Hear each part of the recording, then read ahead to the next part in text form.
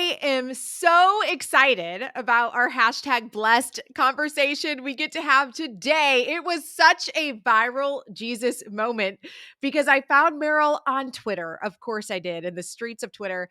And I said, wait, you have to come on the show. Will you please talk to us? Dr. Meryl Herr is the Director of Research and Resources at Fuller Seminary's Max Dupree Center for Leadership. She earned her MDiv and PhD at Trinity Evangelical Divinity School and resides in Watkinsville, Georgia, with her husband and two sons. So I was on Twitter and I was talking about this podcast that we're doing right now on mentorship. And Meryl commented that she had been doing a lot of research around what it means to be a healthy Christian leader and how mentorship plays into that. Meryl, in your research, have you found anything about how our online relationships can either be a bless or does it make a mess of things? Because I can see both sides, right? When it comes to Christian leadership and discipleship. What do you think? Yeah, so it's really fascinating. So I'm going to zoom out a little bit first and talk about the research that we've been doing at the Dupree Center. So we've actually done 5 different studies in my time at the Dupree Center, which is less than 2 years. And 2 of them focus specifically on mentoring, but mentoring has come up as a major theme in all 5 studies. So we did 2 studies, like I said, on mentoring. I'll talk about those in just a second. We've also done work around what it means to be a healthy Christian marketplace leader today. We did a focus group study. We are just wrapping up analysis for an exemplar study there. Mentoring has come up a lot. And we also did a listening study, and mentoring came up a lot there. So we're hearing the buzz that mentoring is necessary as a way of learning and leading across industries and seasons of life. You just really need it to grow.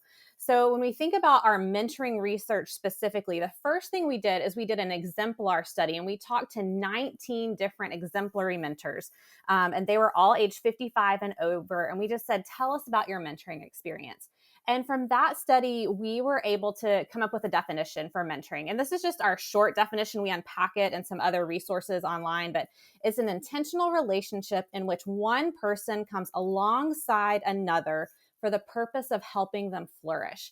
And we really look to the story where Jesus is walking with his disciples on the road to Emmaus as really a great picture of what this coming alongside looks like.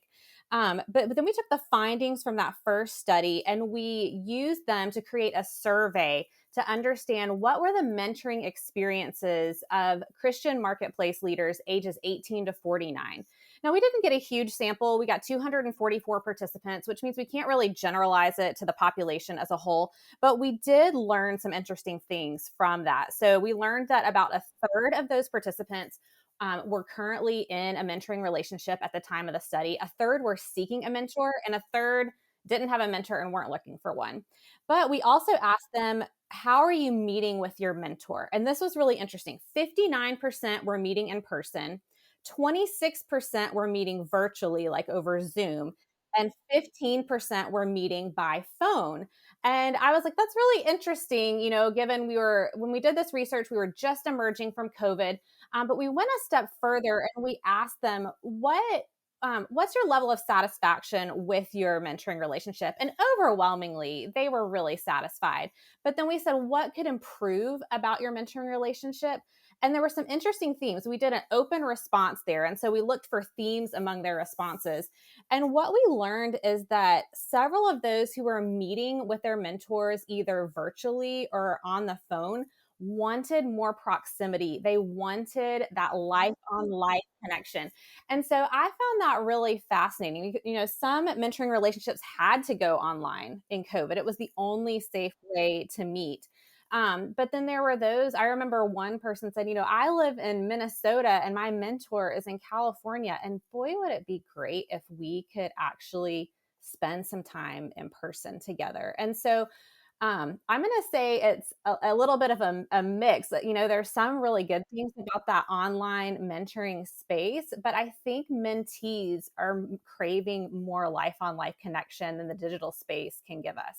And you know what I loved is that you said the definition of mentorship is coming alongside each other with the intention of helping the other person flourish. It just kind of sounds like Christianity to me, right? Like every Christian should be doing this and prioritizing it. Something else you said, because we had Christine Kane on last week, and what she said kind of fits with what you just said. She still flies every 6 months and spends 3 days with her mentor in person.